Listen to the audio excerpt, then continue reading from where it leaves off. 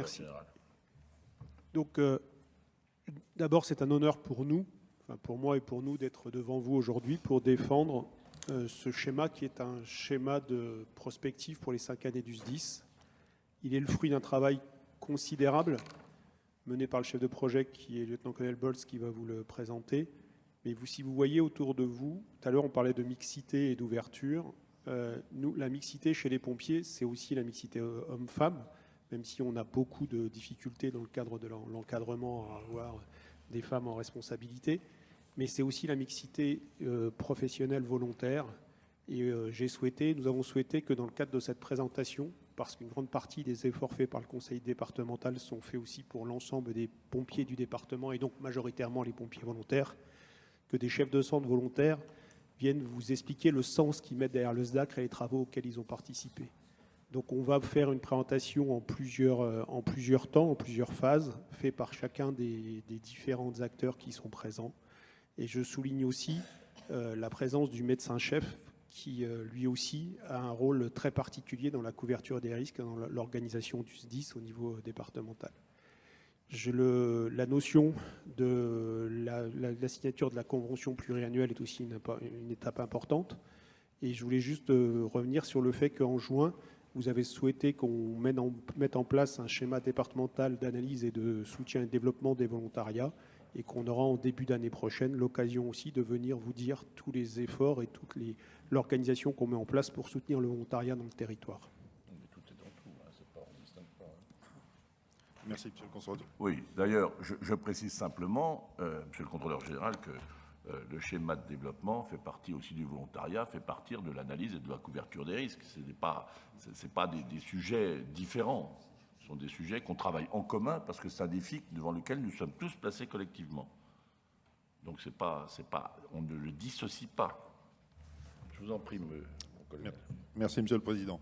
Mesdames et Messieurs, bonjour. Donc, je souhaite effectivement rappeler simplement le cadre général du schéma départemental d'analyse et de couverture des risques qui est fixé dans le CGCT à plusieurs articles et qui, comme indiqué, dresse l'inventaire des risques de toute nature, est oublié généralement en complément des personnes et biens l'environnement qui fait partie de nos missions également et qui nécessite également un certain nombre de moyens.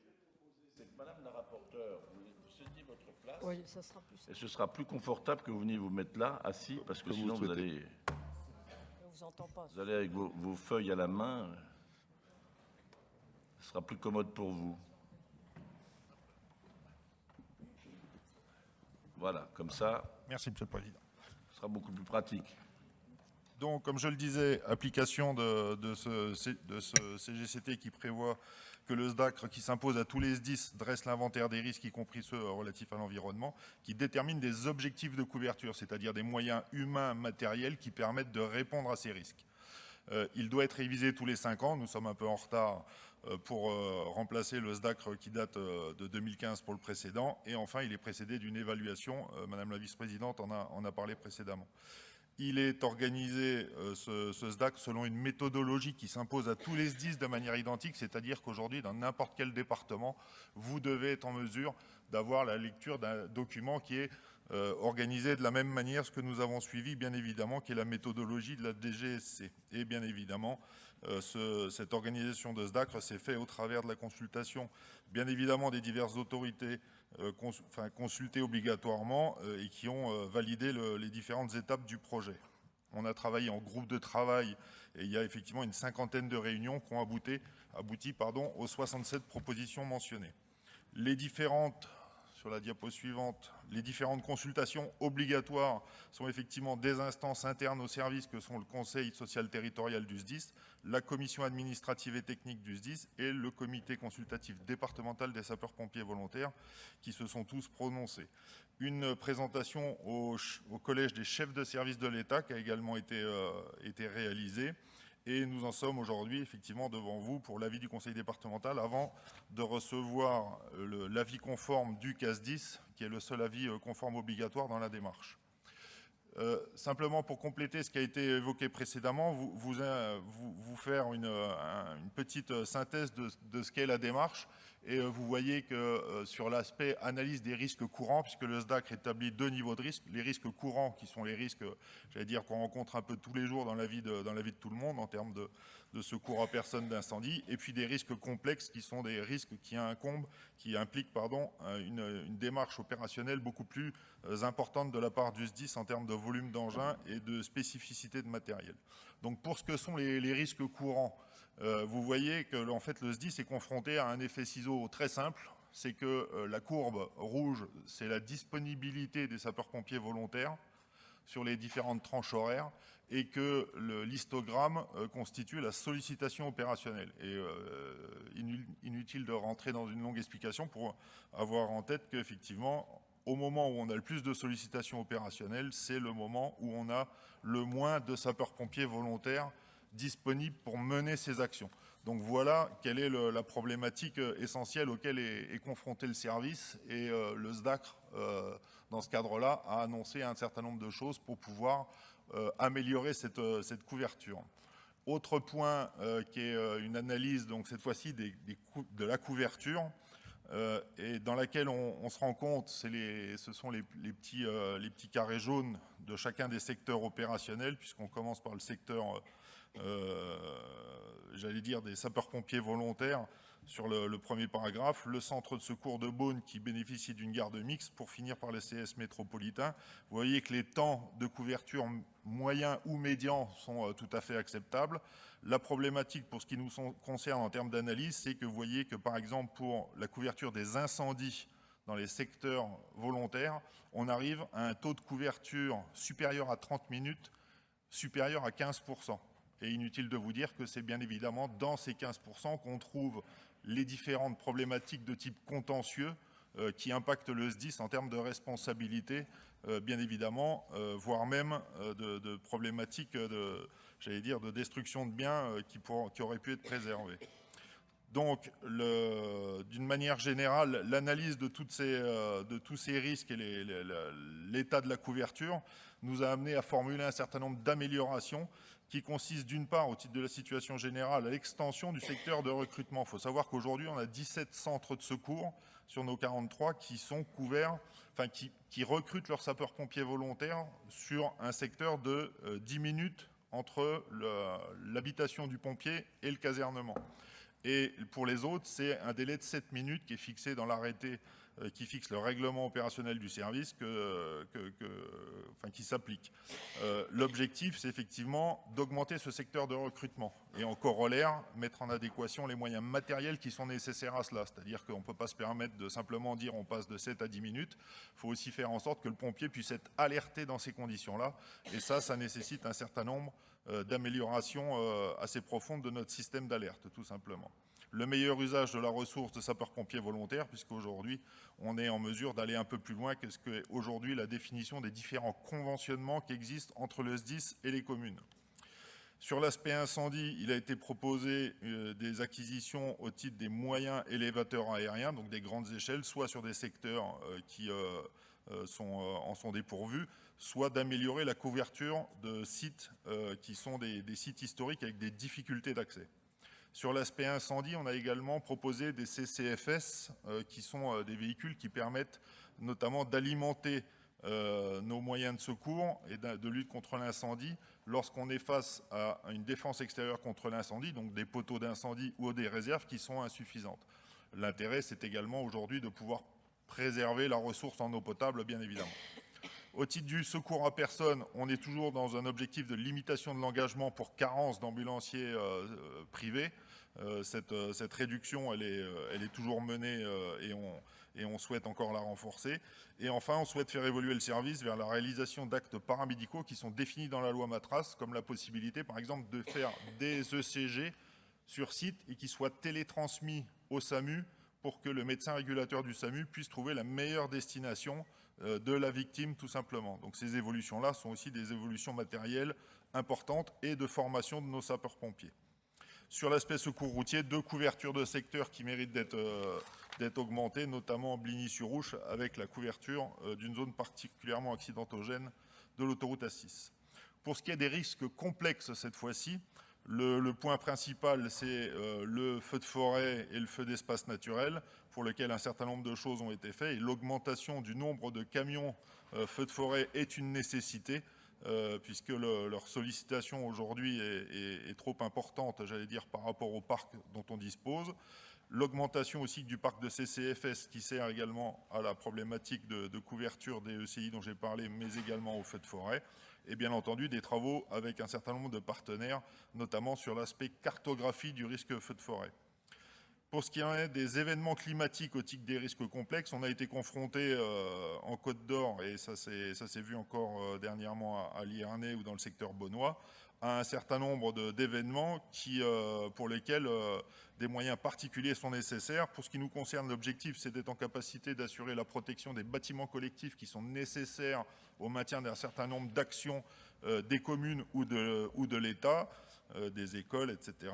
Et de pouvoir commencer à protéger les domiciles avant que des entreprises privées ne puissent accéder et ne puissent effectuer leur travail. Enfin, des moyens nautiques pour les inondations, puisque c'est aussi un événement climatique qui a été analysé dans le SDACR comme étant redouté.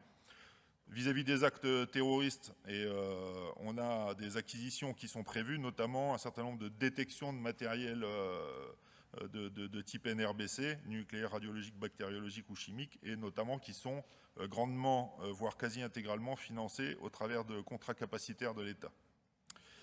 Enfin, un point important, c'est la fragilité de nos infrastructures, c'est-à-dire qu'il est clair que pour arriver à protéger les autres, il ne faut déjà pas être soi-même soumis à l'impact climatique. Et par exemple, si on prend le cas de Liernay dont je parlais tout à l'heure, en fait, la caserne de Liernay a elle-même été impactée par l'événement climatique. Donc la première des choses, c'était déjà d'être en capacité soi-même d'avoir une caserne qui était fonctionnelle avant de pouvoir aider les autres. Donc c'est cet aspect de résilience de notre organisation et de nos casernements qu'il est nécessaire de renforcer.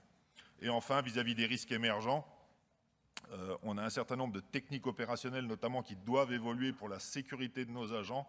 Et c'est pour ça qu'un certain nombre de drones ou de robots télécommandés doivent nous permettre aujourd'hui d'intervenir vis-à-vis de risques qui sont spécifiquement, par exemple, les nouveaux risques qu'induisent les véhicules électriques ou les véhicules à hydrogène.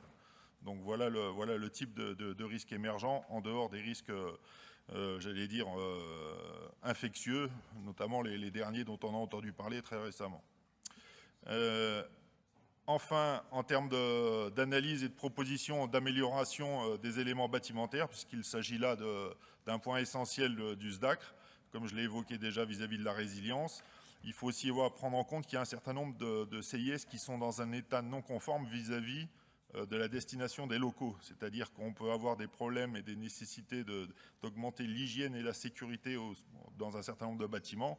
Je me permets même d'employer le terme d'insalubrité pour un certain nombre de casernements qui ont nécessité, pour pouvoir accueillir des ambulances, à être dans un état salubre suffisant, ce qui n'est pas le cas pour tous. Et bien entendu, l'adaptation à nos recrutements, puisqu'aujourd'hui, 50% de nos derniers effectifs sont des effectifs féminins. Et ça nécessite une évolution importante, notamment dans nos vestiaires, par exemple, ou dans nos sanitaires. Vis-à-vis de l'amélioration bâtimentaire, on est confronté aujourd'hui à une école départementale qui est centralisée sur Dijon, qu'il convient de pouvoir décentraliser par la création de 3 écoles, de manière à faire en sorte que les pompiers aient moins de trajets à faire et que la formation permette de les avoir en local. On a également des problématiques qui vont arriver, qui sont par exemple le déplacement des caissons d'entraînement au feu réel, puis qui sont situés sur la caserne de Fontaine-les-Dijon, et qui, compte tenu du voisinage qui se rapproche de plus en plus, ne va pas manquer de nous obliger à étudier le déplacement de ces moyens avant d'être confrontés à des nuisances trop importantes. La résilience de nos structures vis-à-vis des éléments climatiques, j'en ai déjà parlé, je ne vais pas revenir dessus. Le dernier point sur l'aspect analyse bâtimentaire, c'est l'objectif de création d'un certain nombre de sections de jeunes sapeurs-pompiers pour lesquels un certain nombre de casernes ne sont pas en mesure d'accueillir ces sections qui font pourtant partie des objectifs déterminés dans les SDACR comme étant un des points essentiels pour notre évolution future. J'en ai terminé, sauf si vous avez des questions, Monsieur le Président. Merci beaucoup pour cette présentation. On va poursuivre la présentation ensuite On aura le débat. Merci beaucoup.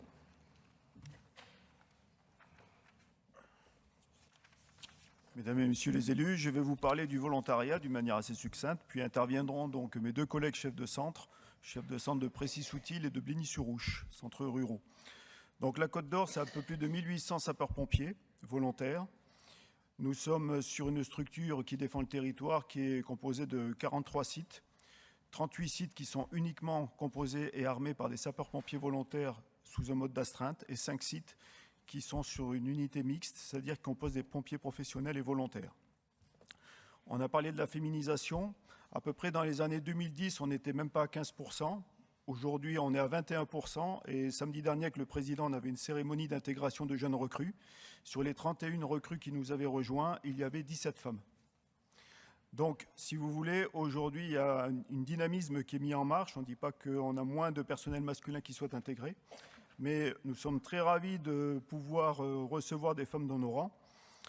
La difficulté que nous rencontrons, c'est tout ce qui est au niveau vestiaire, sanitaire ou autre. Retenez ce chiffre, la durée moyenne d'engagement, c'est de 12 ans. Et vous allez voir l'impact. Avec le président Poulot, nous faisons le tour des Comcom, où nous expliquons par territoire, puisqu'en fait, le volontariat est adapté à son territoire et non pas l'inverse. Les sections jeunes sapeurs-pompiers en Côte d'Or, vous en avez 23 pour à peu près 288 jeunes. Ce qui est recherché, c'est d'avoir une section de jeunes sapeurs-pompiers par unité. En 2011, il y avait à peu près 2000 sapeurs-pompiers. En 2022, un peu plus de 1800. L'effet ciseau, c'est surtout au niveau de l'activité opérationnelle, que mon collègue, dans le document de SDACR, a bien expliqué. Un peu plus de 22 000. Aujourd'hui, en 2022, on était un peu plus de 28 000. Et surtout, l'engagement uniquement sapeurs-pompiers volontaires, on est passé de 87 000 heures à peu près à plus de 140 000. Retenez que ces 140 000 heures, c'est que la partie visible de l'iceberg. Pour faire ça, je dirais, on repose sur une notion qui est l'astreinte. Et les sapeurs-pompiers volontaires, en 2022, au niveau départemental, ont donné presque 1 200 000 heures avec le BIP à la poche pour attendre les départs et intervenir. Donc là, je fais un focus, le centre de Précy-Soutil, où après mon collègue Sylvain Desclois viendra présenter. Vous avez les effectifs. Les effectifs chez nous correspondent à des missions. Je vous avais parlé de retenir la date d'ancienneté, je dirais, de vie d'un sapeur-pompier dans son engagement de 12 ans.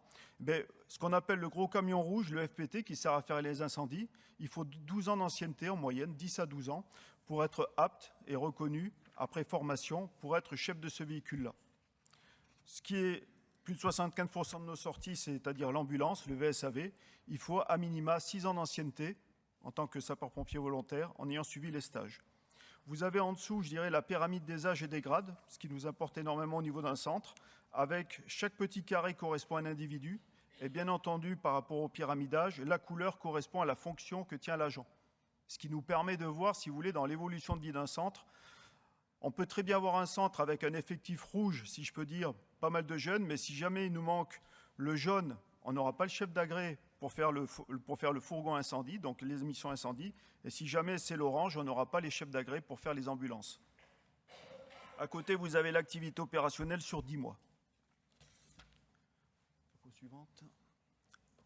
Donc là, pour entrer un peu plus dans le détail d'une manière très succincte, au niveau du CIS de Précy, vous avez un effectif de garde qui s'inscrit avec son BIP en astreinte pour faire des interventions.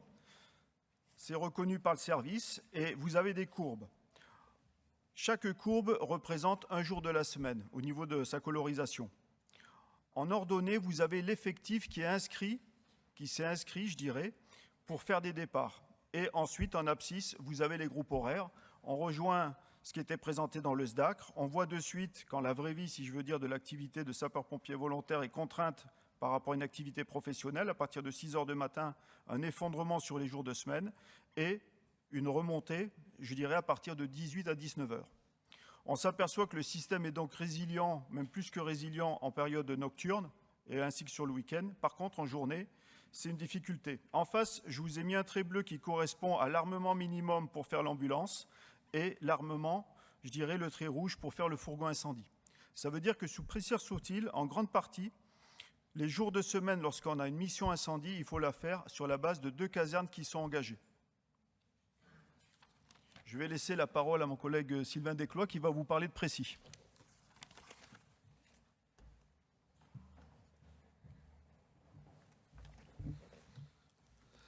Mesdames, Messieurs les élus, je suis le lieutenant Sylvain Desclois, chef de centre de Précy-Soutil, situé dans les terres d'Aussois, pompier volontaire depuis 1989.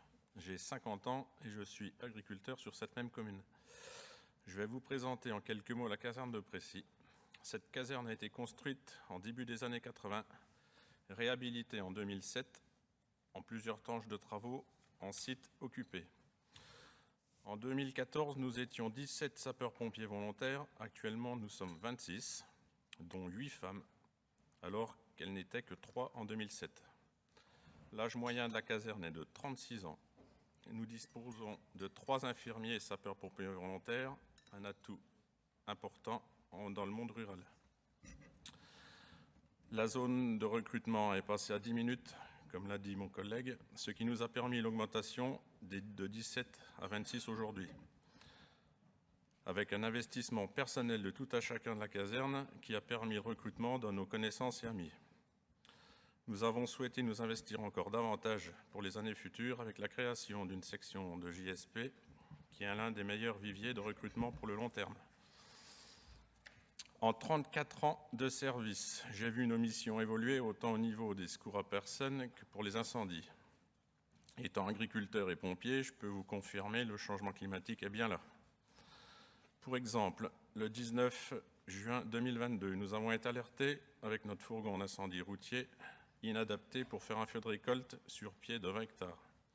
Pour rappel, ce jour-là, la plupart de nos engins hors chemin du SDIS 21 étaient sur le feu de forêt de Solongé avec des renforts extra-départementaux.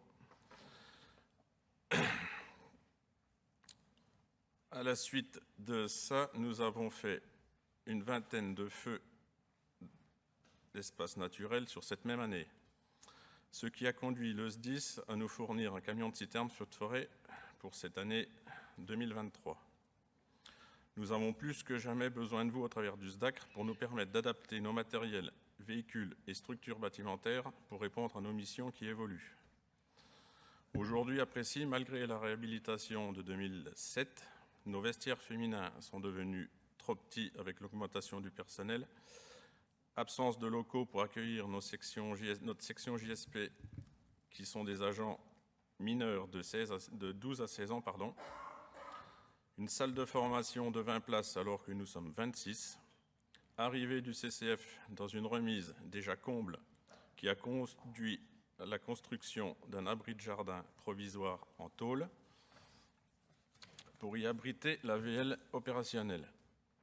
Les besoins des casernes côte-d'Orienne ne sont pas identiques partout, mais sont bien réels. C'est pourquoi mes collègues chefs de centre, des sapeurs-pompiers volontaires et moi-même comptons sur votre engagement pour nous donner les moyens d'accomplir nos missions en approuvant ce SDACR. Je vous remercie de m'avoir écouté.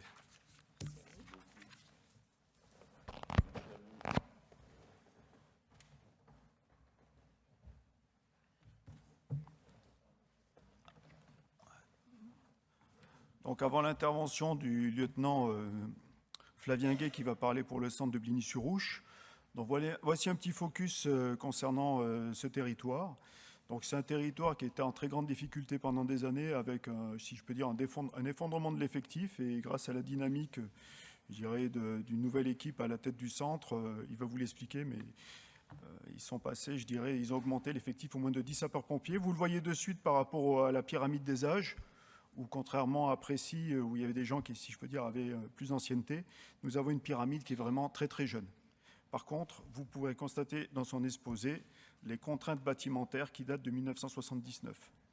Donc le territoire, je dirais, de Bligny est composé, je dirais, de sapeurs-pompiers volontaires uniquement, dont pas mal de membres du service de santé, infirmiers, qui font une couverture assez exemplaire sur le secteur. Diapositive suivante. Donc là, bien entendu, on retrouve la même chose que pour Précy. Le système, si je peux dire, est résilient sur la période nocturne, avec des difficultés, bien entendu, sur la période diurne de 6h à 18h. Ce qu'il faut bien prendre en compte, c'est que ce sont des chiffres, je dirais, de l'année 2022, et l'effectif de référence opérationnelle dans ce centre était seulement de 12 sapeurs-pompiers volontaires. Il faut bien prendre en compte que quand vous devenez sapeur-pompier volontaire, ce n'est pas le jour où vous avez signé votre engagement que vous êtes de suite opérationnel. En moyenne, il y a 1 an à 2 ans de formation, puisqu'ils sont volontaires sur des week-ends ou sur leur période de congé, pour acquérir les différents modules qui représentent à peu près un peu plus de 200 heures. Voilà. Donc, vous voyez la difficulté sur ce territoire, ou même, si je peux dire, en 2022, quand il s'agissait de faire une ambulance, il fallait faire intervenir un centre complémentaire. L'avantage qu'ils avaient, c'est qu'ils avaient du personnel infirmier. Je vais laisser la parole donc au lieutenant Flavien Gay. Merci.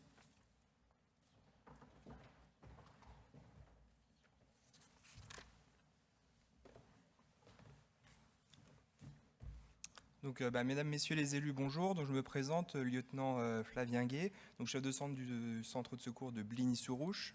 Donc, unité volontaire ancrée dans la ruralité. J'ai 34 ans. Je suis infirmier au service des urgences et du SMUR aux hospices civils de Beaune. Donc, je souhaite vraiment, par mes propres mots, vous démontrer l'importance du SDACR pour tous les sapeurs-pompiers volontaires de la Côte d'Or. C'est une marque de réelle reconnaissance pour nous de notre engagement citoyen. Donc à Bligny-sur-Ouche, nous avons connu des heures où l'effectif était tombé à 12 sapeurs-pompiers volontaires. Aujourd'hui, nous sommes 22. Donc en plein essor, par nos campagnes de recrutement que nous menons nous-mêmes, une moyenne d'âge de 34 ans avec un taux de féminisation de 33%. Nous comptons un médecin sapeur-pompier volontaire, donc anesthésiste réanimateur, et 4 infirmiers sapeurs-pompiers dans nos rangs. Donc leur engagement permet vraiment de couvrir la désertification médicale. Ils ont vraiment toute leur place sur notre secteur et ils collaborent énormément avec la maison de santé. Donc notre caserne est construite en 1979. Elle est inadaptée par ses locaux à la mixité homme-femme. En effet, cela n'a pas dû être pris en compte lors de sa conception puisque le cadre statutaire permettant aux femmes de devenir sapeurs-pompiers volontaires date de 1976. Aujourd'hui, je me félicite de leur présence, mais pas de leurs conditions de vie, alors qu'elles représentent malgré tout un tiers de l'effectif. Lorsque je suis devenu sapeur-pompier volontaire en 2011 à Bligny-sur-Ouche, on assurait 109 interventions. En 2022, 243. Donc, une belle augmentation. Vous devez probablement vous questionner sur le processus qui fait que cette caserne est en pleine expansion. Je vous assure, ce n'est pas de la magie. Passer de 12 recrues à 22 en quelques années, c'est surtout construire un réel état d'esprit positif et fédérateur. La devise à Bligny, c'est « un sapeur-pompier volontaire heureux est un sapeur-pompier volontaire généreux ». Et croyez-moi, vraiment. Nous allons chercher nos futurs collègues en nous démystifiant de l'image collective, cette image d'Épinal du soldat de feu héros qui ne colle à la peau. Moi, le premier, quand je suis arrivé à la caserne, je me suis dit « c'est pas possible, je ne pourrai jamais faire ce que je vois à la télé ». Et pourtant, je suis là aujourd'hui. Le saviez-vous, donc, comme on disait tout à l'heure, une recrue sera pleinement opérationnelle 2 années après son recrutement. Il faut 6 ans d'ancienneté pour être chef d'agré du VSAV, donc l'ambulance, et 10 à 12 ans pour devenir chef d'agré incendie. Tout recrutement est donc un investissement humain sur le long terme. Au travers des moyens que nous apportera ce SDACR, pour reconnaître notre engagement en tant que sapeur-pompier volontaire, voici un exemple pour Bligny-sur-Ouche, la dotation de matériel plus performant. Nous recevrons prochainement un fourgon de secours routier qui nous permettra de retrouver cette mission et d'intervenir sur l'autoroute A6 pour défendre le viaduc de Pont-Douche et le col de Bessé, à sa triste réputation. Donc on va ainsi améliorer la couverture départementale. Nous avons pu étendre notre secteur de recrutement de 7 à 10 minutes, 3 petites minutes qui font beaucoup. Cela nous a permis de passer de 12 à 22 sapeurs-pompiers volontaires, mais vous le saurez que ça génère d'autres problématiques, typiquement l'alerte par bip. 3 minutes, on s'éloigne un peu plus, en milieu rural, les couvertures réseau ne sont pas optimales. Et si le sapeur-pompier, on ne peut pas l'alerter, il ne pourra pas s'engager. Une autre difficulté, c'est lors du retour d'intervention pour incendie. Les effets souillés par les fumées d'incendie, de par leur toxicité qui est reconnue, nécessitent des aménagements bâtimentaires. À Bligny-sur-Ouche, on mélange encore le feu et le secours à victimes. Moins de 50 cm entre l'ambulance et le fourgon incendie. Mais comment faire dans ce casernement exigu, sans réserve foncière disponible pour s'agrandir? J'ai envie de vous dire, I have a dream. Le conseil départemental est un acteur ô combien précieux sur différents aspects. Je parlerai ici des conventions de disponibilité et de formation. À ce titre, 2 agents issus du service technique de la Côte d'Or de l'antenne de Bligny-sur-Ouche sont dans nos rangs. Donc, pourquoi ne pas créer un nouveau site, éventuellement, comprenant le service technique et le centre de secours, comme on peut le voir sur Fontaine Française.